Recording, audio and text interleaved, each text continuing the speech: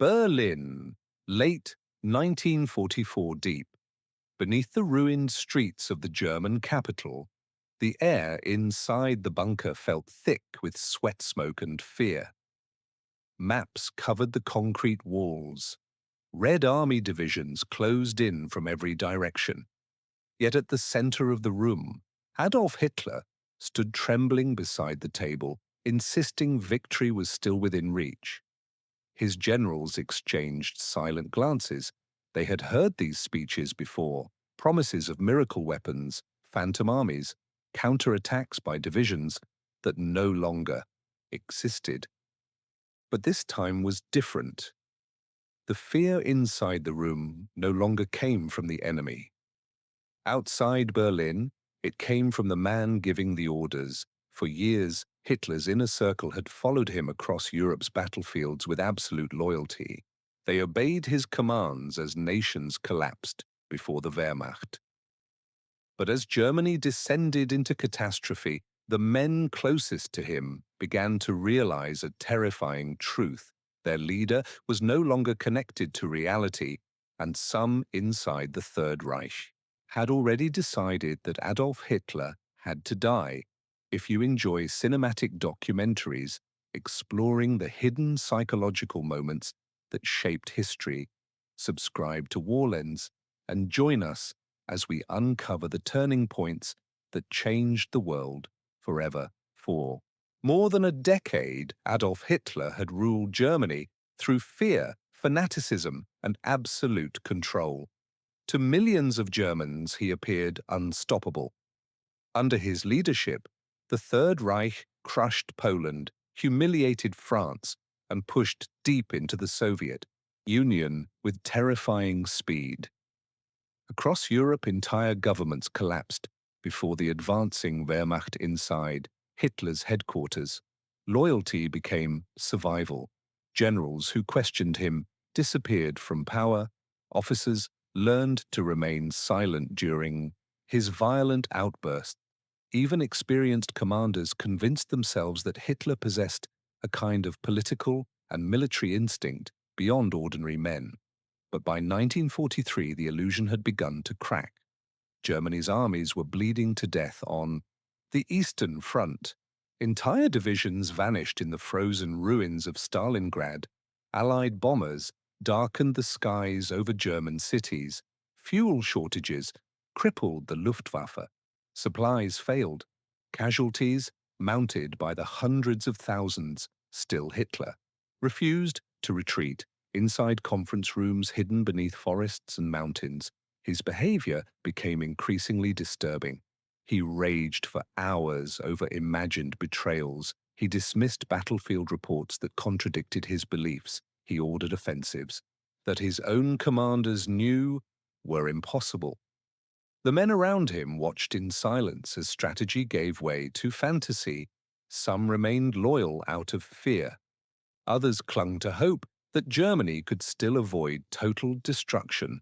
But a small number inside Hitler's inner circle reached a far more dangerous conclusion.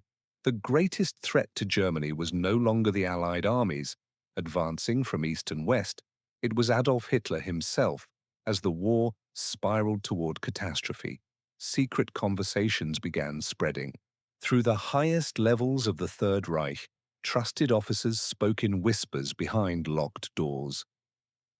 Senior commanders quietly questioned whether obedience had become treason against their own nation, and for the first time since Hitler seized, power men inside the Nazi regime began considering the unthinkable, removing the Führer by force. By early 1944, the Third Reich was collapsing from every direction. In the east, Soviet forces pushed relentlessly toward Germany after the disaster at Stalingrad. Entire German armies had vanished beneath the snow and fire of the Eastern Front. Villages burned across occupied territory. Exhausted soldiers retreated through mud ice and shattered roads, while Soviet artillery thundered behind them day and night. In the west, another threat was growing. Across the English Channel, Britain and the United States assembled the largest invasion force in modern history. Thousands of ships, crowded British ports, endless formations of Allied bombers crossed the skies above Europe, turning German factories and railways into ruins. Cities that once celebrated Hitler's victories now stood blackened by smoke and rubble. Inside Germany, fear spread quietly through every layer of society. Food shortages worsened, fuel became scarce. Hospitals overflowed with wounded soldiers from collapsing fronts. Families waited for letters that never arrived. Yet despite the disaster unfolding around him, Adolf Hitler continued demanding total victory. The more Germany weakened, the more detached from reality he became. Inside the wolf's lair, Hitler's heavily fortified headquarters hidden deep within the forests of East Prussia, military conferences descended into chaos. Generals arrived carrying reports of destroyed divisions, collapsing supply lines, and impossible shortages. Hitler answered them with furious lectures about loyalty, destiny, and willpower. Professional military strategy no longer mattered. Retreat became forbidden. Defensive warfare became cowardice. Any officer who questioned Hitler's decisions risked dismissal, arrest, or worse. Fear poisoned every conversation inside the German high command. But beneath the fear, something else had begun to grow. Doubt senior officers who once admired Hitler's boldness now watched him with growing alarm. They noticed the trembling hands, the violent mood swings, the endless monologues disconnected from battlefield reality. Some believed the pressure of war had broken him. Others feared something even worse, that Germany's future rested in the hands of a man slowly descending into delusion. Still few dared speak openly. The Nazi regime had been built on absolute obedience. Hitler was not merely Germany's leader. He was treated as the embodiment of the nation itself. Opposing him meant risking execution not only for oneself but often for entire families. Yet as the military situation deteriorated, silence became harder to maintain. One defeat followed another, one failed offensive after another, and behind closed doors, a terrifying question began spreading among Germany's highest-ranking officers. If Hitler refused to save Germany from destruction, who would stop Hitler himself? The breaking point began at Stalingrad for Adolf Hitler. The city on the Volga was more than a military target, it was personal. Capturing the city that carried Stalin's name would symbolize the destruction of Soviet resistance itself. In the summer of 1942, Hitler poured hundreds of thousands of German troops into the campaign, convinced that one final offensive would break the Soviet Union forever. At first, the advance appeared unstoppable. German bombers reduced entire districts to burning rubble. Panzer divisions thundered across the open steppes. Columns of exhausted Soviet soldiers fell back toward the river under constant artillery fire. Inside Berlin, propaganda broadcasts declared that victory was close at hand. But inside the ruins of Stalingrad, the war changed. The city became a graveyard of concrete smoke and shattered steel. German soldiers fought room by room, floor by floor, sometimes separated from Soviet troops by only a single wall. Snipers hunted movement through collapsed buildings. Flamethrowers turned basements into furnaces. Bodies froze beneath layers of ash and snow. Then came the Soviet counterattack in November 1942. Massive Red Army formations smashed through the weaker Romanian and Italian forces protecting Germany's flanks. Within days, the Soviet trap closed around the German Sixth Army. More than 250,000 Axis troops found themselves surrounded inside the frozen ruins of Stalingrad. Hitler's generals immediately understood the danger. Field Marshal Erich von Manstein urged an organized breakout before Soviet forces tightened the encirclement. Completely. Other commanders warned that supply aircraft could never deliver enough food, fuel, or ammunition to sustain such a massive trapped army through winter. Hitler rejected every warning. The Sixth Army, he declared, would stand its ground. Inside, military headquarters disbelief spread through the officer corps. Germany's most experienced commanders knew the reality of the situation. The army trapped inside Stalingrad was slowly dying. Frostbite, crippled, thousands of men, horses were slaughtered. For food, ammunition dwindled. Wounded soldiers froze in underground shelters, while Soviet artillery pounded the city day and night. Still, Hitler refused retreat. To him, surrender represented weakness. Reality became secondary to pride, and ideology officers, who argued otherwise, were accused of cowardice or betrayal. For many within Hitler's inner circle, this was the moment everything changed. The Führer they once viewed as a military genius now appeared dangerously disconnected from reality. His decisions no longer protected Germany's armies. They sacrificed them as reports from Stalingrad grew more desperate. Some officers began speaking privately in ways that would have once been unthinkable. Hitler, they whispered, was leading Germany toward catastrophe. And if he could sacrifice an entire army for his own pride, how many more would follow? After Stalingrad, fear spread through the highest levels of the German military, not fear of the Soviets. Fear of Hitler himself. Inside the wolf's lair, the atmosphere grew darker with each passing month. The heavily guarded headquarters in East Prussia had once symbolized confidence and control. Now it felt more like a prison buried beneath forests and concrete. Officers walked its narrow corridors in silence, careful with every word they spoke. Hitler's behavior had become increasingly unstable. During military conferences, he exploded into screaming fits over minor disagreements. He ranted for hours about betrayal, weakness, and conspiracies inside the German high command. Maps covered the walls, while exhausted officers stood motionless beside them, forced to listen as Hitler described offensives that no longer made military sense. The more Germany's position collapsed, the more impossible his orders became. Entire divisions that barely possessed fuel or ammunition were commanded to launch. Massive counterattacks. Retreat remained forbidden. Under almost every circumstance, commanders trapped in hopeless positions received the same response again and again: hold at all costs. Some officers obeyed out of loyalty, others obeyed because they feared execution, but the many had begun privately admitting the truth to one another. Germany could not win the war. Field Marshal Erwin Rommel reached that conclusion earlier than most.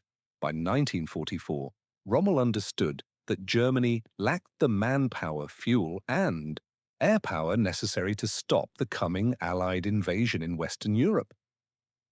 After inspecting the Atlantic Wall defenses in France, he returned deeply alarmed. German fortifications were incomplete. Allied aircraft dominated the skies. Reserve forces remained too far inland to respond quickly. Rommel warned Hitler repeatedly. Germany needed a political settlement before total destruction became inevitable. Hitler refused even to discuss negotiation. Instead, he spoke obsessively about miracle weapons that would reverse the war-advanced rockets, new jet aircraft, secret technologies that existed mostly as prototypes or fantasies. Hitler described them with absolute certainty, as though industrial collapse and military defeat could be erased through sheer willpower. Rommel listened in growing disbelief. Others noticed the same pattern. Colonel Klaus von Stauffenberg, a rising officer within the German army, watched Hitler closely during military briefings. He saw the trembling hands, the pale, exhausted face, the sudden shifts between euphoric confidence and explosive rage. More disturbing than Hitler's physical decline was his detachment from reality. When officers presented accurate battlefield reports, Hitler accused them of lying destroyed divisions, continued, appearing on operational maps as if they still existed. Counterattacks were ordered by units that had already been annihilated weeks earlier. Reality itself seemed to bend around Hitler's fantasies. To many inside the regime, Germany no longer appeared, trapped by enemy armies alone. It was trapped by one man's delusion. And for the first time, senior officers began quietly asking a forbidden question. If Hitler would never surrender power willingly, could Germany survive while he remained alive? Conspiracy against Hitler did not begin in a single room or with a single man. It spread slowly through whispers, private meetings and guarded conversations carried out behind locked doors across the collapsing Reich 1944 opposition inside Germany. Military leadership had become far more dangerous than Hitler realized. Some officers opposed him for strategic reasons. Others feared Germany faced total annihilation if the war continued. A smaller number had become morally horrified by the destruction unleashed across Europe under Nazi rule. Despite their different motives, they shared one conclusion. Hitler had to be removed. Among the most determined conspirators stood Colonel Klaus von Stauffenberg, tall, intelligent, and fiercely ambitious. Stauffenberg had once admired many aspects of Germany's military resurgence under Hitler, but years of war transformed his service in North Africa, exposed him to the growing chaos consuming the Reich. In 1943 Allied attacks left him severely wounded. He lost an eye, his right hand, and several fingers on his left. The injuries only hardened his resolve. After recovering, Stauffenberg returned to Germany, convinced that Hitler was leading the nation toward complete destruction. Unlike many officers who still hesitated, he believed discussion alone would solve nothing. Action had become necessary. Around him, the resistance inside the German military quietly expanded. Senior officers, intelligence officials, and civilian administrators began meeting in secrecy. They gathered inside private homes, military offices, and isolated estates, always aware that a single mistake could send them to the Gestapo execution chambers. No one trusted anyone completely. The Nazi regime thrived on surveillance and fear. Informants existed everywhere. A careless remark at dinner could lead to arrest. Even among conspirators, paranoia remained constant. Many still feared that removing Hitler might trigger civil war inside Germany itself. Yet the military situation continued deteriorating, too quickly for hesitation. In June 1944, Allied forces stormed the beaches of Normandy. Thousands of ships crossed the English Channel beneath overwhelming air superiority. German commanders scrambled desperately to respond, but confusion paralyzed. The High Command Hitler, convinced the Normandy invasion was only a diversion, delayed, releasing critical armored divisions for hours. The consequences proved catastrophic. As Allied troops poured into France, several German officers privately concluded that the war was now beyond saving.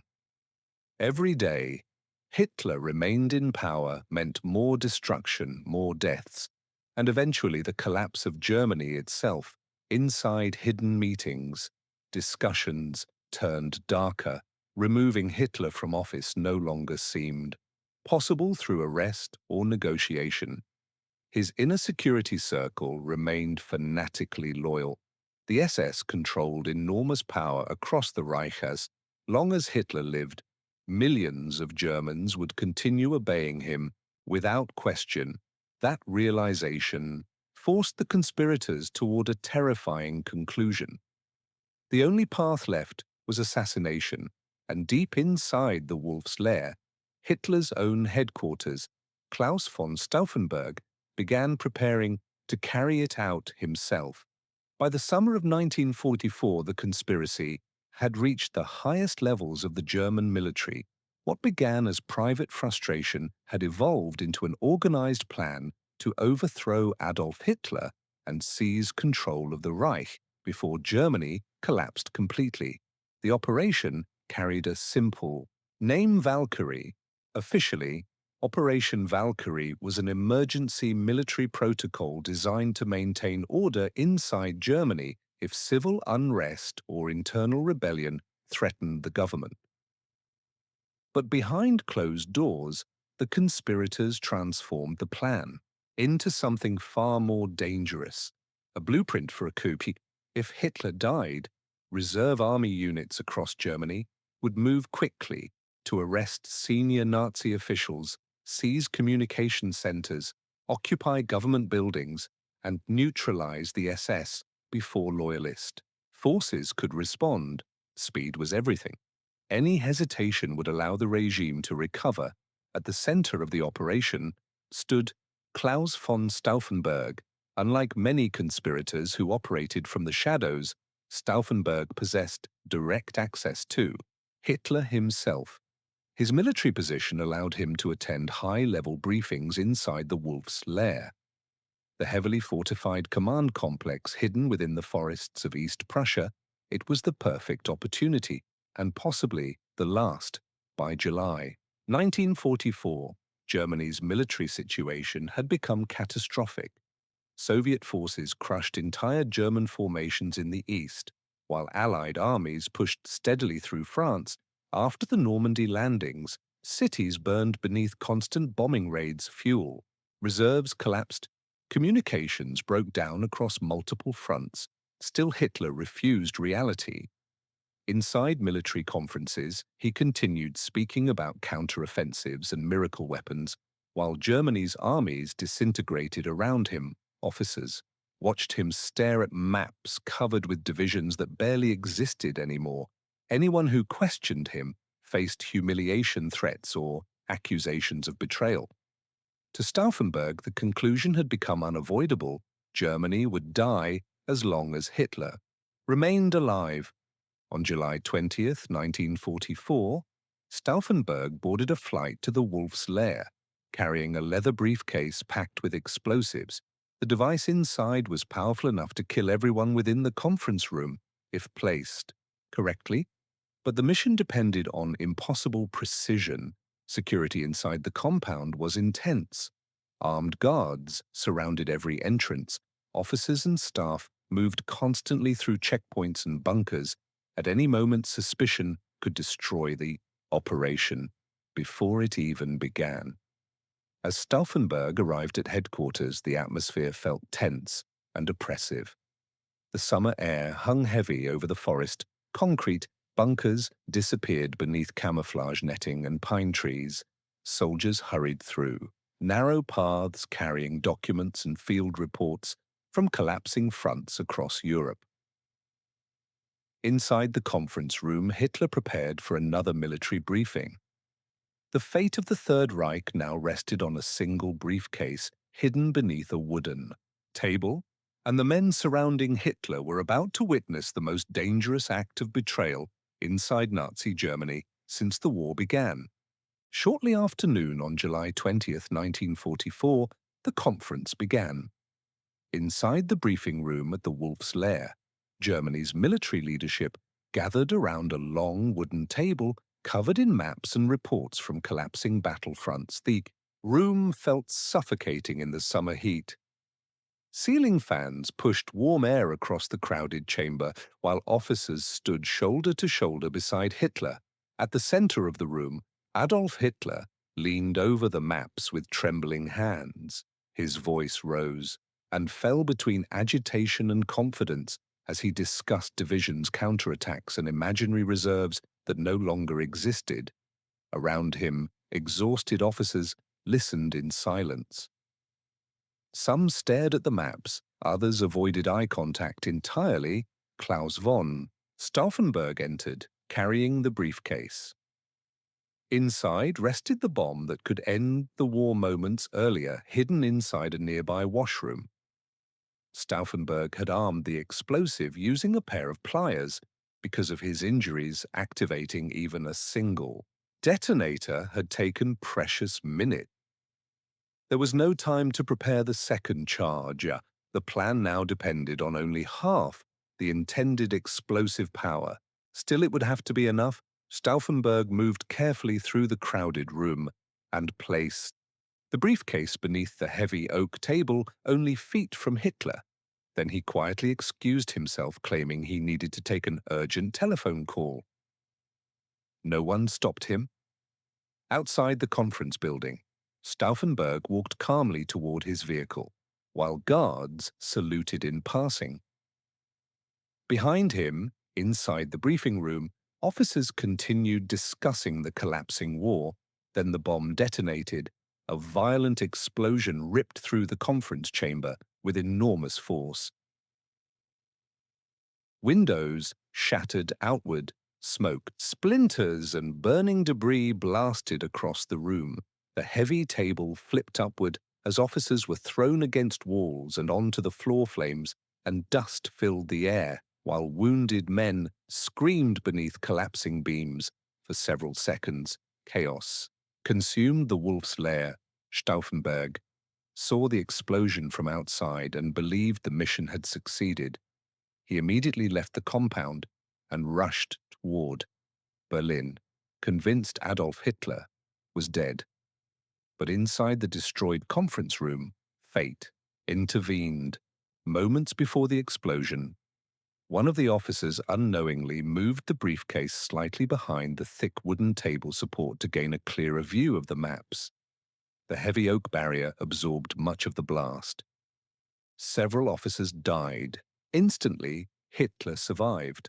Though injured, shaken, and partially burned, he emerged from the wreckage alive.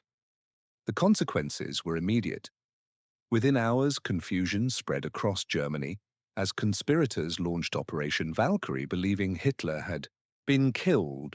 Reserve army units began moving through Berlin. Orders were transmitted. Nazi officials faced arrest. For a brief moment, the regime itself appeared vulnerable.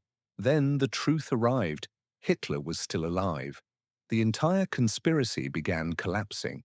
Almost instantly, loyalist officers switched sides. Communications failed. SS forces regained control of key buildings across Berlin. Panic spread among the conspirators as the realization set in that their one chance to overthrow Hitler had failed. That night, Klaus von Stauffenberg and several other plot leaders were arrested. Hours later, beneath the cold lights of a military courtyard in Berlin, firing squads executed them one by one. The conspiracy was over, but inside Hitler's inner circle, something had changed forever. The Führer no longer trusted the men around him, and the final collapse of Nazi Germany had already begun. Hitler survived the assassination attempt, but the man who emerged from the wreckage of the Wolf's Lair was even more paranoid, isolated, and dangerous than before. Within hours of the explosion, the Nazi regime unleashed a wave of terror across Germany. Gestapo agents stormed military offices and private homes in the middle of the night. Telephone lines were monitored, documents were seized. Thousands of officers, officials, and civilians fell under suspicion. Hitler demanded vengeance. The failed assassination attempt confirmed every fear and conspiracy already growing inside his mind. He became obsessed with betrayal within. The German military loyalty was no longer assumed. It had to be proven constantly. The purge spread rapidly through the Reich. More than 7,000 people were arrested during the investigation that followed. Senior military officers vanished into prison cells. Intelligence officials disappeared without explanation. Families connected to the conspirators faced interrogation, imprisonment, and public humiliation. The executions soon began. Many accused conspirators faced brutal public trials before the notorious People's Court under Judge Roland Freisler. The proceedings were designed not for justice, but humiliation. Officers who once commanded armies stood exhausted and broken beneath screaming accusations, while Nazi officials recorded every moment for propaganda purposes. Some were hanged, using piano wire inside Berlin's Plötzensee. Prison Hitler reportedly watched recordings of the executions personally. Any remaining resistance inside the German high command collapsed beneath fear. Reich assassination attempt had failed to remove Hitler. Instead, it tightened his grip during the final months of the war. Officers who once questioned his decisions now obeyed in silence, terrified that even private criticism could lead to execution. Meanwhile, Germany's military situation became hopeless. In the east, Soviet forces pushed relentlessly toward Berlin, crushing exhausted German armies along the way. Entire cities fell into ruins beneath artillery, bombardment, refugees, flooded shattered roads, as millions fled westward from the advancing Red Army. In the west, Allied forces broke through France and advanced toward Germany itself. Fuel shortages crippled German armor.